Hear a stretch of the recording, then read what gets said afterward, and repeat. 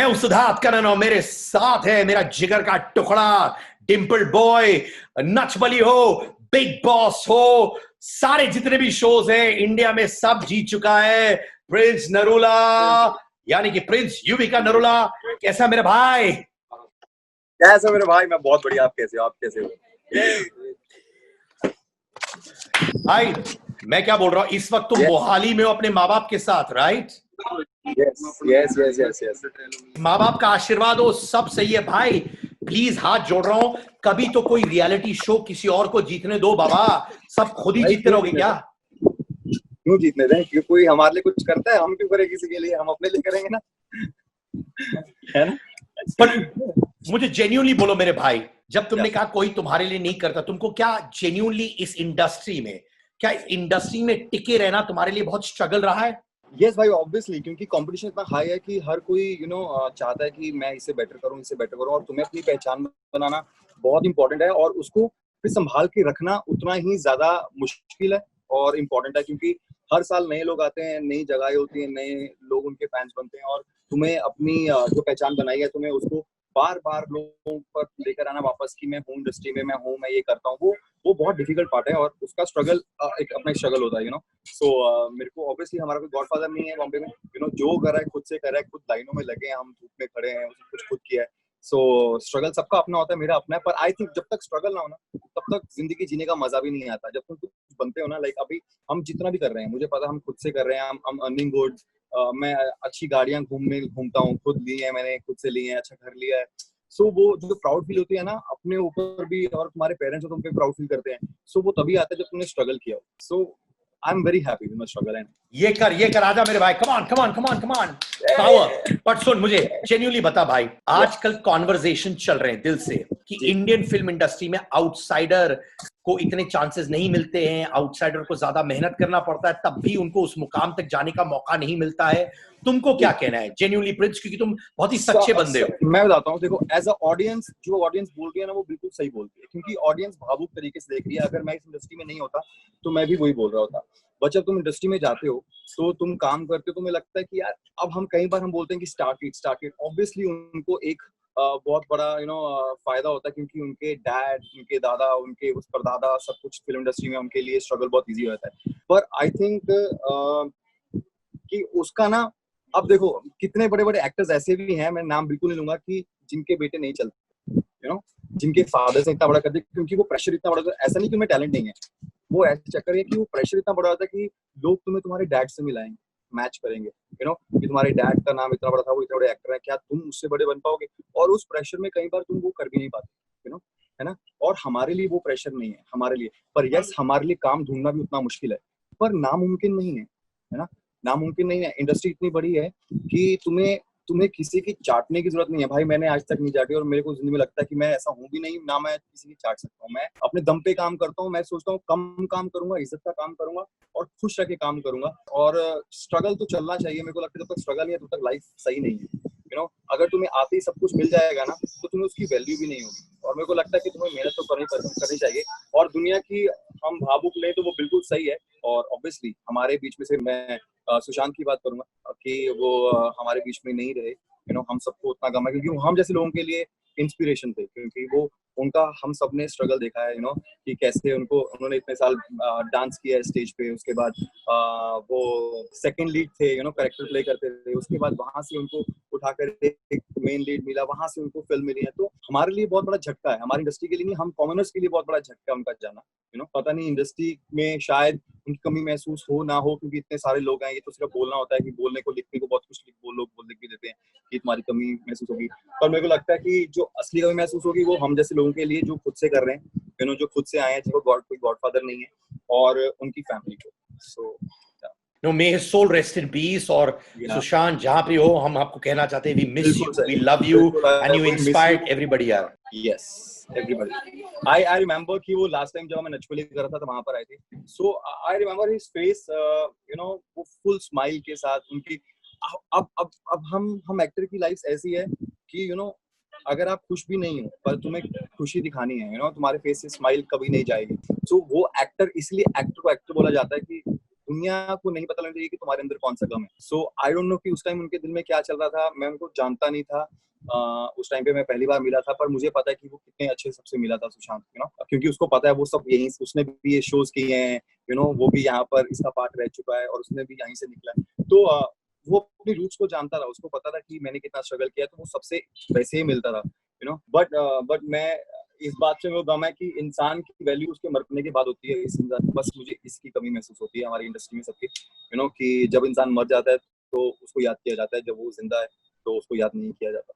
Prince, मुझे बताओ, जब तुम अपनी जर्नी को देखते हो और by God's grace you done so well, कभी कभार तुम्हें भी ऐसा हुआ जहां तुम्हारे माइंड में तुम थोड़े भावुक हो गए और बोला यार ये क्या हो रहा है, मुझे समझ नहीं आ रहा है? ऐसे भाई हुआ है तुम्हारे भाई साथ? बहुत जगह होता है जहाँ पर जब मैंने स्टार्ट किया था ना, मैंने कॉलेज किया, मैंने बहुत जल्दी रिस्पॉन्सिबिलिटी ली थी। मैंने I run my business, so because my dad was not well on that time, so मैंने बहुत जल्दी से अपना बिजनेस संभाल लिया था। सो मैं स्टडीज में इतना इतना गुड नहीं था, मैं बहुत एवरेज स्टूडेंट था, बहुत एवरेज स्टूडेंट। और आई मीन पंजाब, सो यहाँ पर इंग्लिश लाइक कपिल शर्मा, हम सारे ऐसे ही हैं। तो मुझे स्टार्टिंग में बहुत प्रॉब्लम फेस करनी पड़ी थी, बहुत सारा लोगों का मजाक, एक्टर्स का मजाक, I don't take names, but ऐसी बहुत सारी चीजें जो मुझे कहीं ना कहीं चुभती थी। बट मैंने फिर कपिल की एड देखी थी, जहाँ पर कपिल ने बोला था कि भाई हम हिंदुस्तान में काम करते हैं और ये हमारी मातृभाषा है ना, और यही अगर हम चाइना जाते हैं, अगर तुम्हें वहाँ बिजनेस करना है, तुम्हें वहाँ पे ट्रांसलेटर लेके जाना पड़ेगा, जो तुम्हें ट्रांसलेट करेगा कि वो वहाँ पे क्या बोल रहे हैं, क्योंकि वो अपने भाषा की इज्जत करते हैं। और हम यहाँ पर अपनी भाषा की इज्जत नहीं करते, हम उस भाषा की इज्जत करते हैं जिनसे हमें कोई मतलब नहीं है। ठीक है, ये यूनिवर्सल लैंग्वेज है, इंग्लिश तुम्हें सीखनी बहुत इंपॉर्टेंट है। अब मैं भी इस पे काम करता हूँ, मैं भी सीखता हूँ, बट मुझे लगता है कि मैं सीखने के बाद भी मुझे में कोई चेंज नहीं है। मैं आज भी, मेरे को खुशी मिलती है जब मैं किसी हिंदी में बात करता हूँ, जब मैं एमटीवी का शूट करता हूँ, जब वहाँ बोलते हैं ना यहाँ पर हिंदी बोलो, इंग्लिश नहीं, मुझे खुशी मिलती है। मुझे लगता है कि यस, मैं अपने देश में हूँ, मैं अपने देश में काम कर रहा हूँ, और ज्यादा इंग्लिश बोलनी है तो तुम जाओ ना हॉलीवुड, काम करो, तुम्हें किसने रोका है? जाओ, तुम्हें लेंगे भी नहीं, तुम्हें यही काम करना पड़ेगा, यही जहाँ पर तुम्हें काम मिल रहा है, और तुम उसी भाषा की बेइज्जती करते हो। तुम्हें लगता है जिनको इंग्लिश नहीं आती वो इंसान नहीं है। सो मुझे बहुत जगह देखना पड़ता, बट आई थिंक मेरे में टैलेंट था। मैं आज भी बोलता हूँ कि मैं आज भी जो शो करूंगा ना, मैं वो नहीं छोड़ूंगा। क्यों? क्योंकि मुझे खुद पे भरोसा है, खुद पे टैलेंट पे भरोसा है, खुद की मेहनत पे भरोसा है, और मुझे जो प्यार करते हैं उस आर्मी पे भरोसा है, कि वो नहीं मुझे हारने देगी। सो क्या बात है, प्रिंस नरूला की आर्मी के लिए। वो बट मैं बहुत गर्व करता हूं एक बात कि तुम्हारी शादी हुई युविका के साथ। बट व्हाट, जब मुझे पता चला कि प्रिंस नरूला ने अपनी मोहतरमा का नाम बीच में रखा है प्रिंस युविका नरूला, मैं तुम्हें और इज्जत करने लगा यार। वो थॉट कहां से आया भाई? मैं ना जब बिग बॉस से निकला था तो युवी मेरी बात सुननी शुरू हुई थी, हम कनेक्ट करते थे, हम रोज मिलते थे, बिकॉज युवी ने मेरी फैमिली की बहुत देखभाल करी थी जब वो बॉम्बे आए थे पहली बार।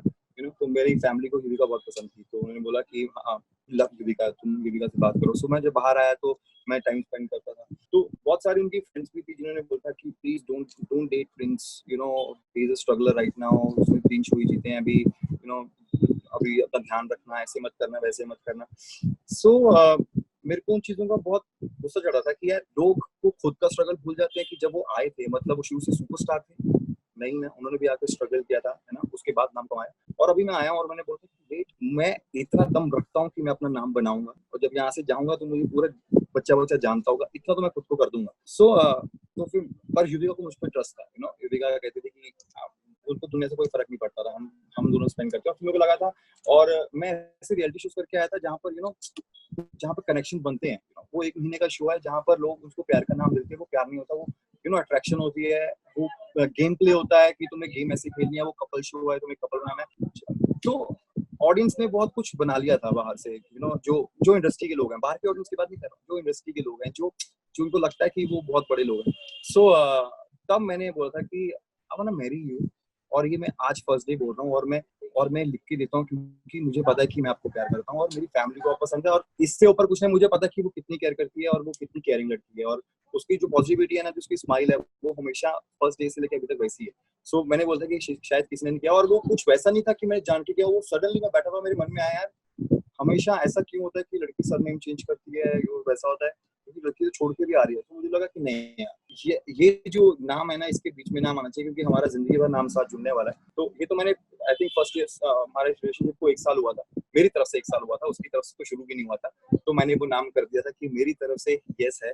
जब आपको लगेगा कि I am a right person for you, से यस, मैं उसी टाइम अपने घर वाले बुलाऊंगा और मैं शादी के लिए डेट फिक्स कर दूंगा। क्या बात है। और मैं युविका को बहुत सालों से जानता हूँ भाई। या इज्जत कमाना, मेहनत करना, वो सब इम्पोर्टेंट है, पर साथ में वाइफ को भी इतना यस, महत्व देना बहुत अच्छी बात होती है, because at the end of the day you know they yes, deserve all the love, respect as well all the man. Well done brother. पर एक चीज मुझे थैंक बोलो, जब भी मैं तुम्हारा नाम लेता हूं तो यू। बिग बॉस के टाइम में तुम्हारे और नोरा फतेही की दोस्ती के बारे में भी बड़ा चर्चा हो रहा था भाई। जी जी जी जी। वो भाई अब मैं क्या बोलूं, मैंने बोला ना कि एक वो शो है ना रियलिटी शोज में, अब मैंने स्पिट्सला किया था, स्पिट्सला में ऐसे भी बहुत सारे लोग थे जिनसे मेरा नाम जोड़ा गया था। यू नो वो गेम प्ले होता है, वो रियल नहीं होता। आई थिंक तुम उस टाइम पे बनाते हो कि यार यू नो तुम नए हो इंडस्ट्री में, जो वहाँ पे बिग बॉस में लोग हैं वो 10-10 साल पुराने हैं, तुम अपनी जगह बनानी है, तो तुम कैसे बनाओगे? तो वो एक स्ट्रेटेजी होती है जहाँ पर तुम काम करते हो कि ठीक है यार, आई थिंक अगर मेरी यहाँ पर ये फ्रेंडशिप दिख रही है तो शायद लोगों को शायद पसंद आए, तो मैं भी सर्वाइव कर पाऊंगा और दूसरा भी सर्वाइव कर पाएगा। वो सर्वाइव करने का तरीका होता है। तो नॉर्मल ऑडियंस की तरह वो मेरा भी एक तरीका था, यू नो। सो मैंने वो बनाया था, और बाहर आके मैंने नॉर्मल बहुत क्लियर किया था कि यार गाइस वी आर फ्रेंड्स, और हमने जो अंदर हमने निभाया वो हमारा बहुत ही सही था, स्मूथ था। और जब वो बाहर गए थे उन्होंने बहुत ही अच्छे से अपनी यू नो इंटरव्यूज दी। फिर जब मैं बाहर आया तो मैंने भी ऐसे बोला कि यू नो मैं बाहर आया हूँ, मैं बोलना चाहता हूँ कि मैं अभी भी जाकर युविका को मिलने वाला हूँ। और पहली पार्टी में जब सारे थे, सलमान सर भी थे, हम बाहर पार्टी करते हैं, तो मैं सिर्फ युविका के साथ था। हमें सलमान सर ने बोला अरे बस करो, आ जाओ इधर, है ना, कि अभी अभी तो पार्टी कर लो। और सो या वो time I think the best time of my life, कि जब वो 1 साल ऐसा था कि जब सारे शोज आ रहे थे।